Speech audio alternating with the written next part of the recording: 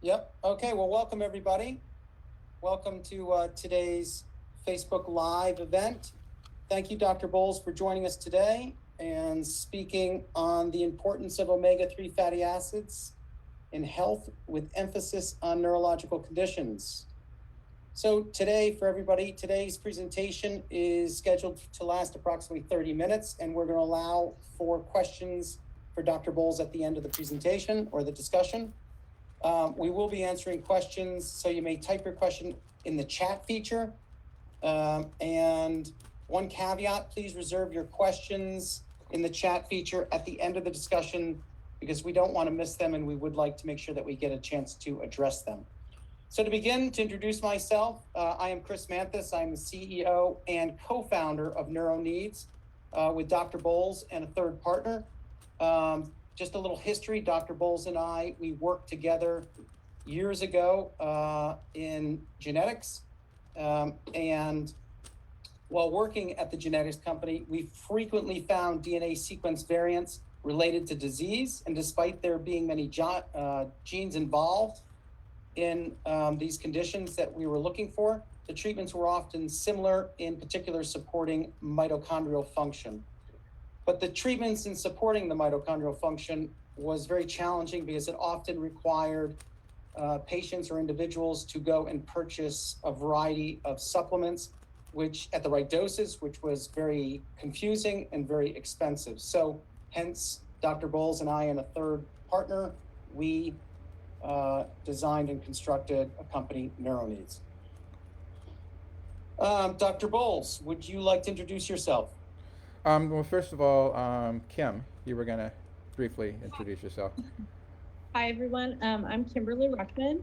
I do social media work for NeuroNeeds. So if you're leaving comments or have questions on the NeuroNeeds Facebook page or their Instagram page, it's probably me that you're talking to. So I just want to introduce myself. I am the face behind the screen. Okay. Well, I'm Dr. Richard Boles. I started off as a pediatrician and then I went back to school to do genetics. For 20 years, I was at Children's Hospital Los Angeles and I was an attending physician there, and I was a faculty member professor at USC in Southern California. And I had a laboratory, and my main focus was in mitochondrial medicine. I got involved in DNA sequencing later and worked for a few companies. And then now I see patients in a private practice setting, and I am the scientific and medical director and a co-founder of NeuroNeeds. So I'm speaking to you today as a physician that sees a lot of patients with people that have mitochondrial dysfunction, neurodevelopmental disorders, functional disease like pain, fatigue, etc., and also as the creator, the main creator of most of these products, actually all the products that NeuroNeeds makes. So go ahead, Chris. Let's start the discussion. Well, thank you, Dr. Boles. And so, Dr. Boles, at NeuroNeeds, we get a lot of questions about omega-3 fatty acids. Can you tell us exactly what are omega-3 fatty acids and why are they important? Well, omega-3 fatty acids are something that we would have gotten in large amounts if we were still living a caveman diet, a cavewoman diet. Plants that you pick off the ground have a lot of omega-3s in it. They're very critical for heart and brain in particular, but for the rest of the body. Omega is the last letter of the Greek alphabet. Omega-3 means the end minus 3, so fatty acids that have a double bond 3 carbons away from the end are omega-3s. I know that's complex, but we can't make omega-3s. Humans cannot make them, nor can mammals and other vertebrates really make them at all. And thus we need to get them from the diet. Okay. Is there a reason why we should supplement our diet with omega-3 fatty acids, or why can't we just get omega-3 fatty acids from our diet? Well, if you're a caveman, you probably get enough of it. Picking off little things from the ground, little herbs and everything, will have a fair amount. But for most of us, with the diets that we eat, are extremely deficient in it. The only place most people get a reasonable amount of omega-3s is from the ocean. The reason is plankton have a lot of omega-3s, and then it goes up the food chain. whatever eats the plankton, whether those are like shrimp-like organisms or fish, or it builds up on the food chain. So if you're eating a lot of seafood, you might be getting enough omega-3. Most of us are not.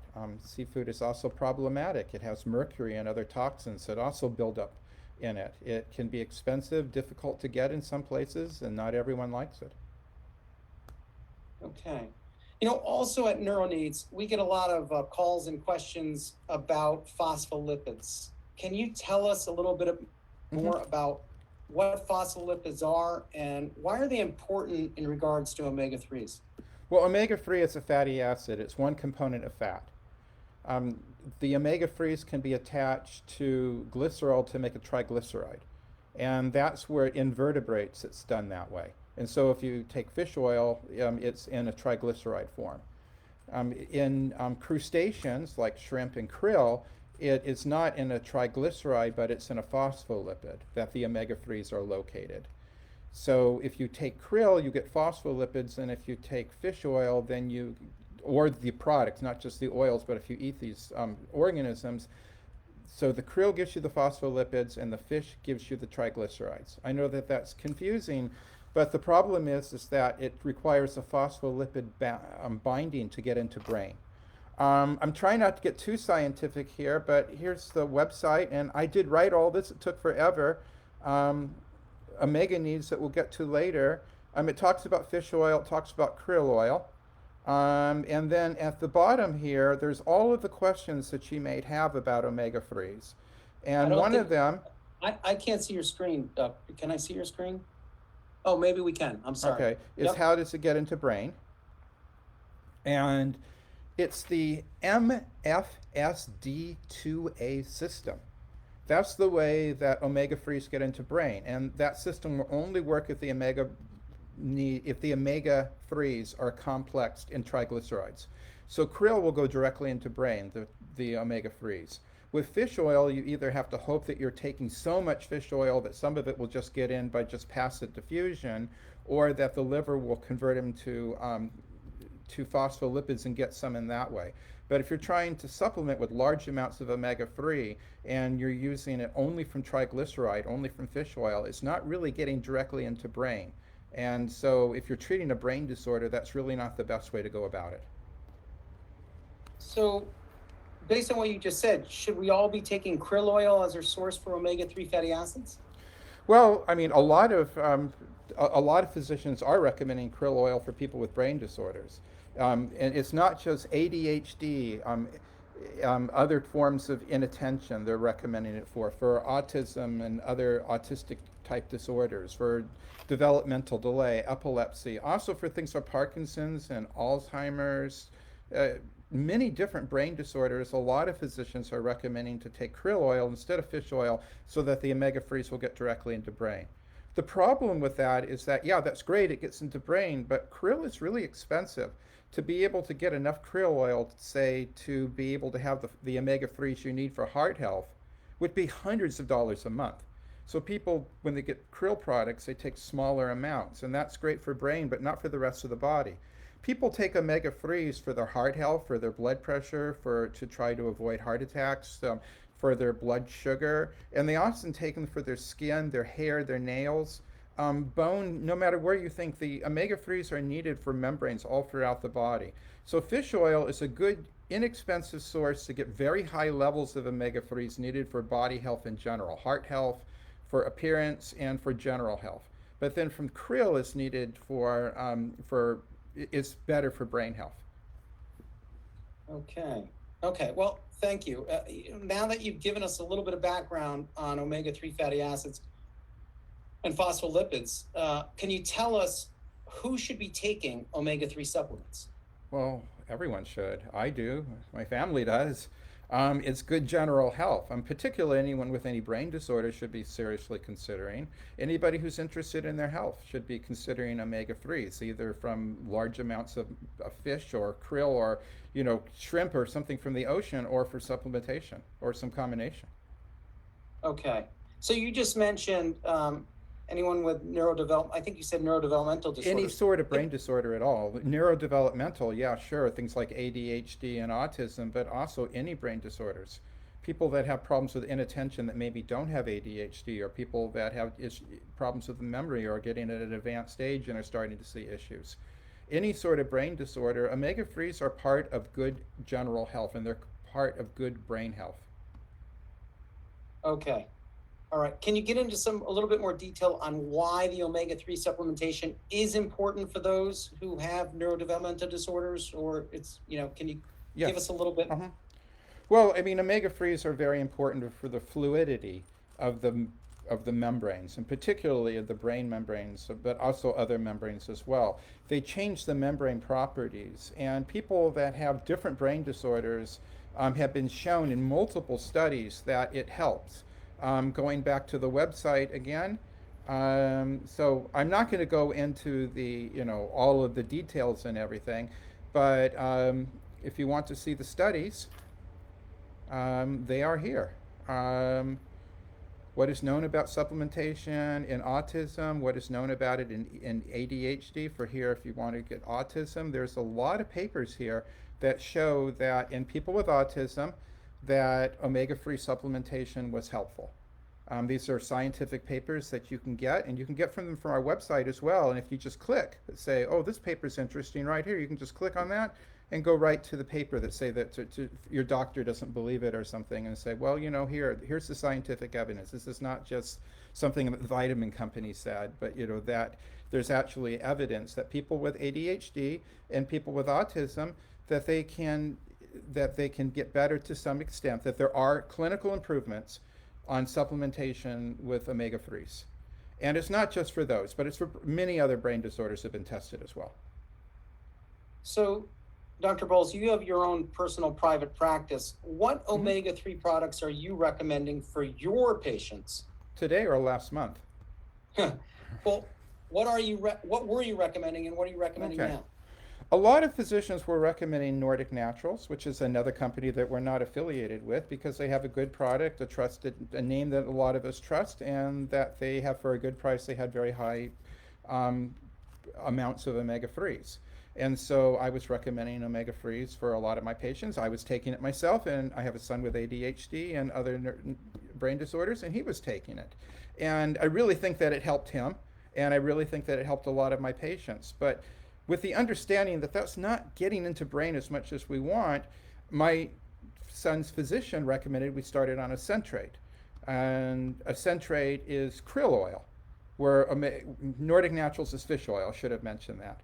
So a centrate is krill, and so we put him on that as well. And I thought that was also helping, and I was recommending a centrate for many of my patients as well. So which one? Well, for general health, for heart, for everything else, or for brain? Well, they're both important. So my son was taking both, and so that's what I was often recommending to my patients. There was another product that went under the name Viarin. It was taken off the market a few years ago by the FDA, and it was phosphatidylserine, so a phospholipid-bound omega-3s. And a lot of the physicians that I work with, including my son's physician, were saying that was working really great in a lot of the ADHD and other neurodevelopmental disorders, and was very strongly recommending it. Unfortunately, the company was taking their phosphatidylserine and then complexing it in a laboratory to the omega-3s, and that chemical addition is considered a drug under the United States FDA, so it was taken off the market. But those were the three products that a lot of people were taking. Nordic Naturals for fish, and a centrate for krill, and Viarin, which had been off the market for a few years, for the phosphatidylserine. Okay, so what are you recommending now? Well, our company just came out with OmegaNeeds, which is, I remember we were talking over a year ago, and it's like, my son's on these two products and I can't get the Viarin. Let's make something for him.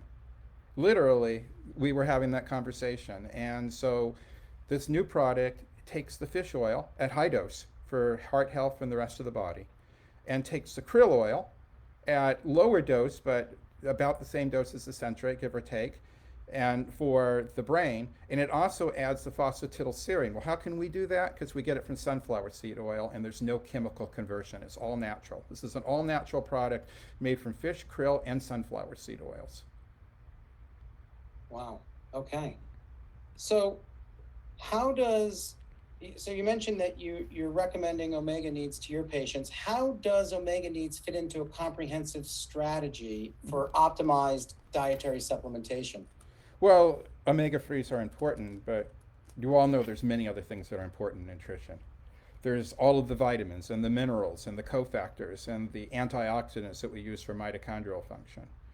Is that omega-3s are a very important part of good nutrition for people in general, for people that just want good health, for people that may have some issues, like they may have some issues with focus, but maybe not have a disease, and for people with various conditions. They may want to discuss with their physician whether these products are correct for them. But it's not everything. You still need the mitochondrial support in terms of all of the cofactors and the antioxidants. You still need all the vitamins and in the correct dosing with the right activation. You still need all of the minerals. So what I usually recommend for neurodevelopmental disorders is a bundle, and we do offer these bundles.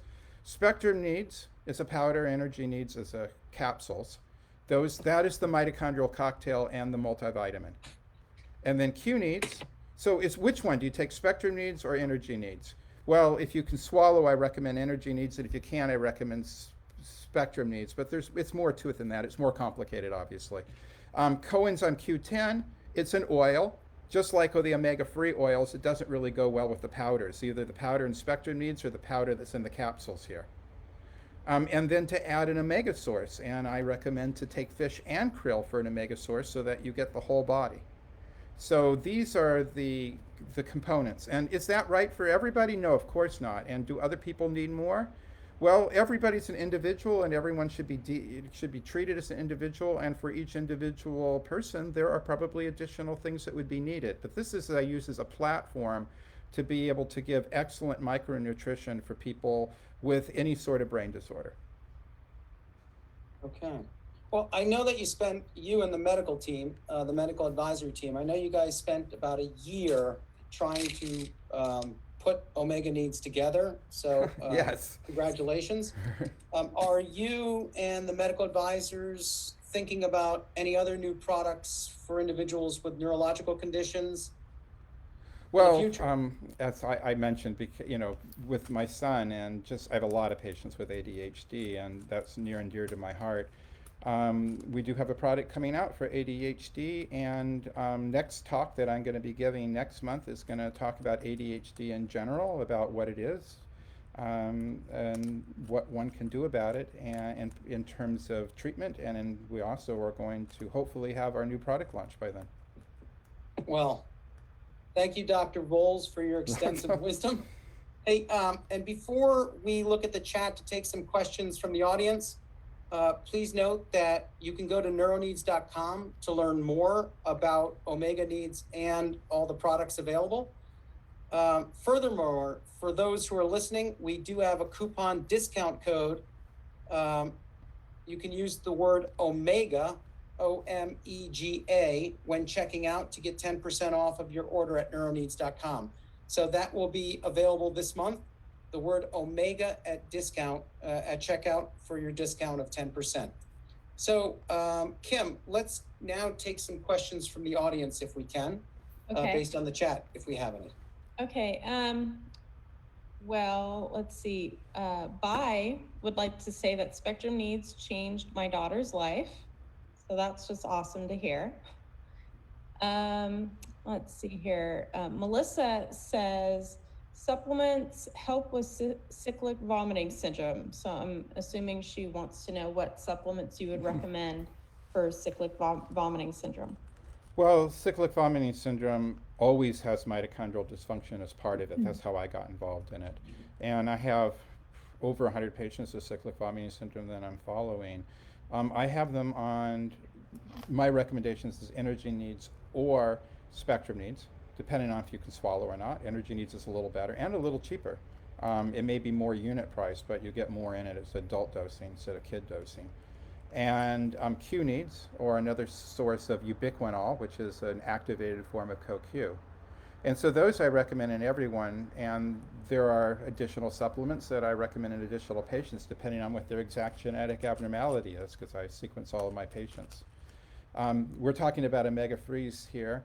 I really don't know how Omega-3's are going to act in my patients with cyclic vomiting syndrome. Almost all of my patients don't vomit it anymore, but it's a part of good general health and certainly something that you should consider for your heart health and the rest of their body.